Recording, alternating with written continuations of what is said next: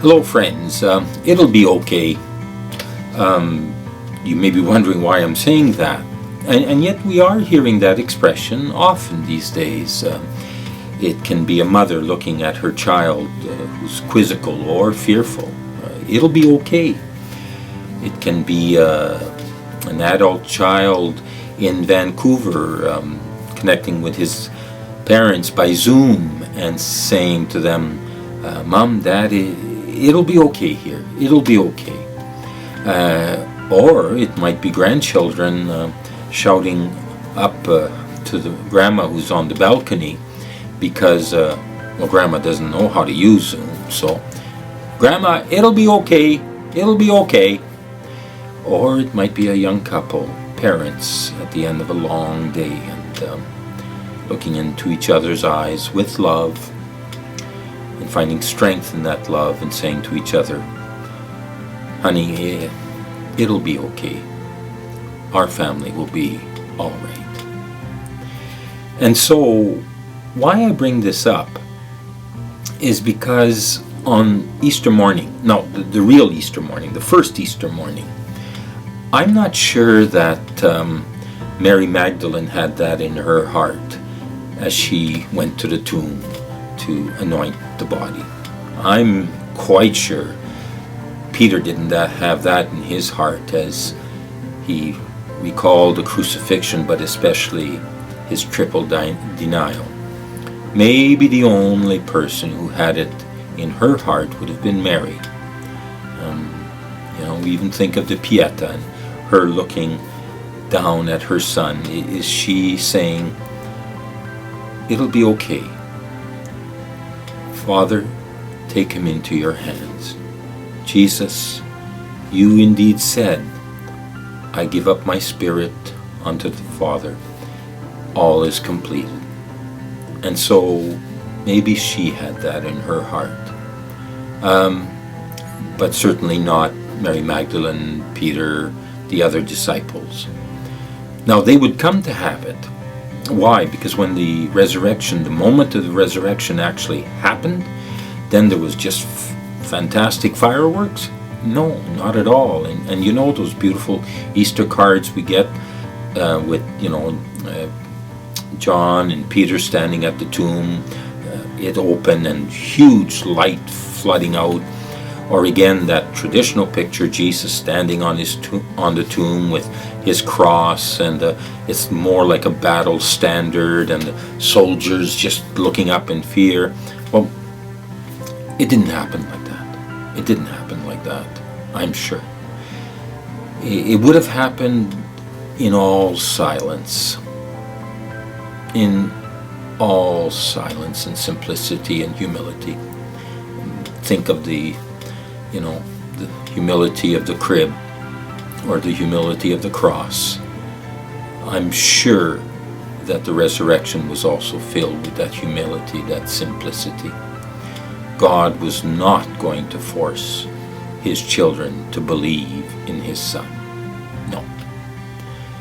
So how did Peter, Mary Magdalene, the other disciples come to say, Jesus is risen, and it will be okay because he is risen, he's alive, he's present to us, his love is changing everything, his spirit is just filling us. How would they come to that? Because it was written in a book?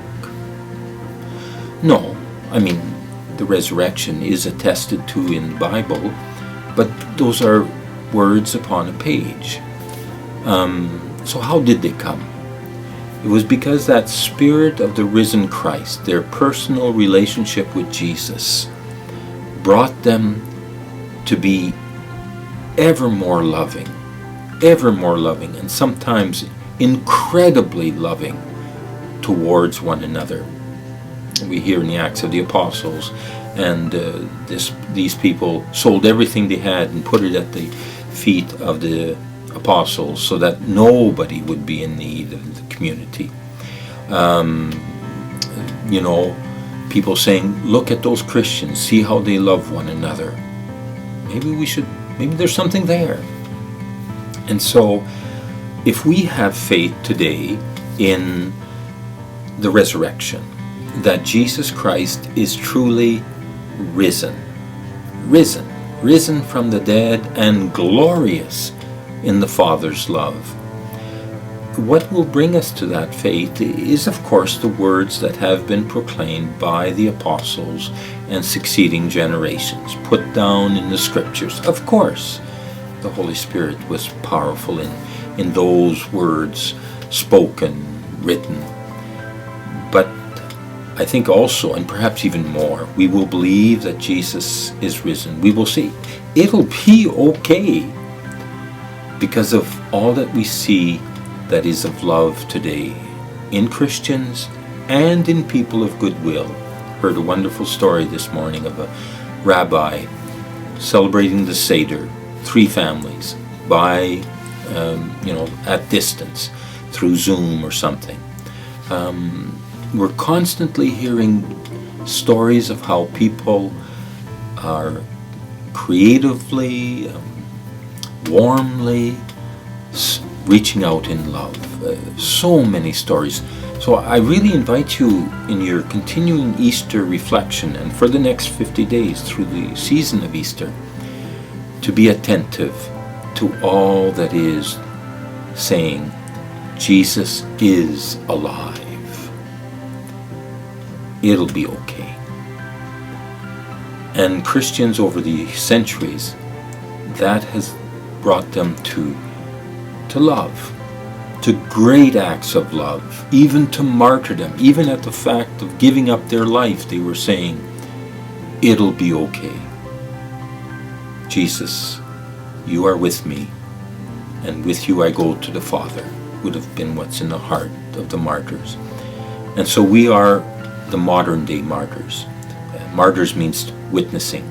And so we are to be the modern day witnesses to the presence of Christ, to the glory of Christ, which is the glory of love, pure and simple, to the sense that Jesus indeed changes everything in our hearts, and we believe through our hearts, our actions, our words, changing the world, so that it does look like the reign of God more and more, and God is given glory. So, friends, I'm going to put it this way. Happy Easter. It'll be okay. Or as Julian of Norwich in the Middle Ages said, and all will be well. Have a good Easter.